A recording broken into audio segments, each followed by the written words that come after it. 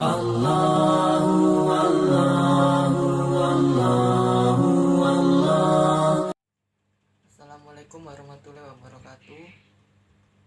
Teman-teman sekalian, pada kesempatan kali ini saya Muhammad Reza Falevi ingin menjelaskan tentang metode tafsir kontekstual ala Hasan Hanafi. Sebelum masuk ke poin fokus utama kita, yaitu pembahasan mengenai metode tafsir kontekstual ala Hasan Hanafi, alangkah baiknya kita mengetahui dulu biografi Hasan Hanafi. Yang pertama, biografi Hasan Hanafi. Nama lengkap Hasan Hanafi adalah Hasan Hanafi Hasanain. Beliau adalah seorang filsuf hukum Islam, seorang pemikir Islam, dan guru besar pada Fakultas Filsafat Universitas Kairo. Ia dilahirkan pada tanggal 13 Februari 1935 di Kairo. Beliau merupakan satu dari sekian dokter di bidang filsafat kontemporer terkemuka di dunia Islam. Pendidikannya diawali dari pendidikan dasar yang tamat pada tahun 1948, kemudian dilanjutkan ke Madrasah Tsanawiyah yang bernama Holil Aga yang selesai pada tahun 1952.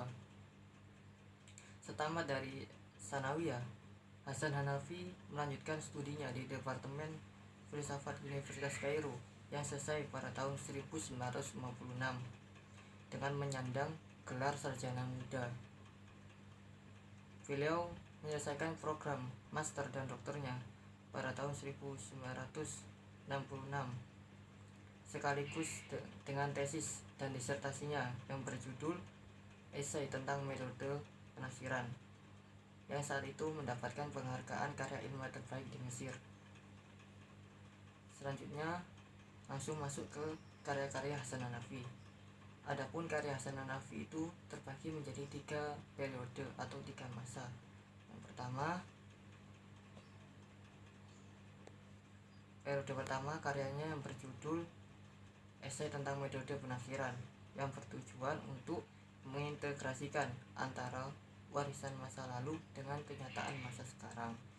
Kemudian periode selanjutnya yaitu periode kedua, beliau menulis buku yang berjudul Religious Dialogue and Revolution.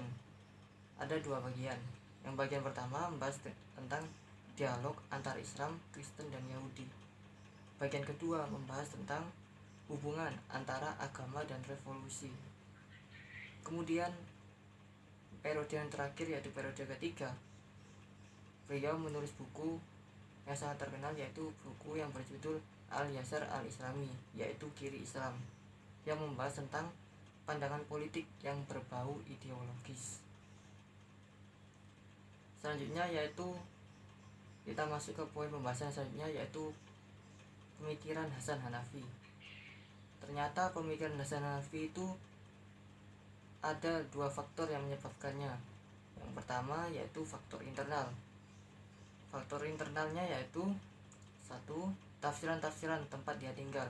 Menurutnya di Kairo itu cenderung menggunakan metode tradisional atau masih bersifat tekstualis. Yang kedua, pemikiran-pemikiran rasional yang kurang netral, kritis dan dialektis. Yang ketiga yaitu sosial budaya masyarakat muslim yang saat itu masih terbelakang, tertindas dan miskin.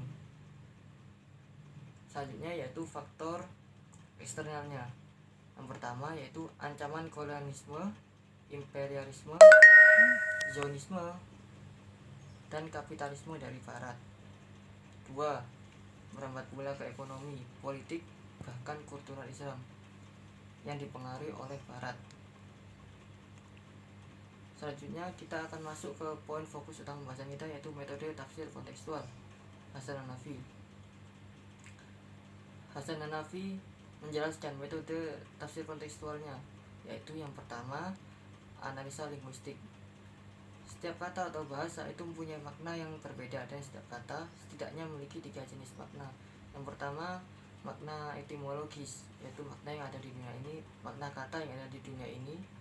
Yang kedua yaitu makna biasa, yaitu tentang penggunaan kata dalam teks. Kemudian makna baru yaitu makna yang tersembunyi yang tidak ada dalam teks etimologis tadi. Selanjutnya setelah dianalisa linguistik, masuk ke asbabun nuzul atau analisa situasi sejarah.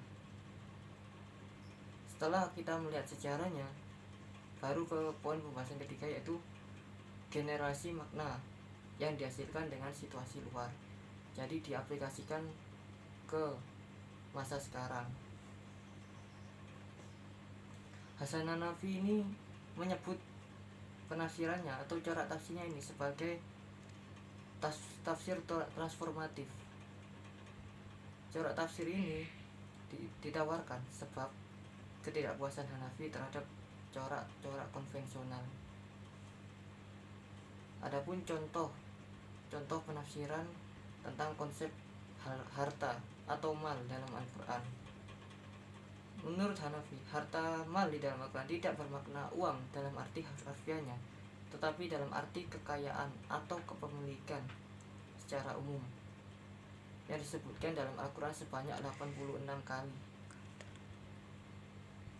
Secara etimologi, mal atau harta bukan sebuah benda tetapi kata ganti relatif.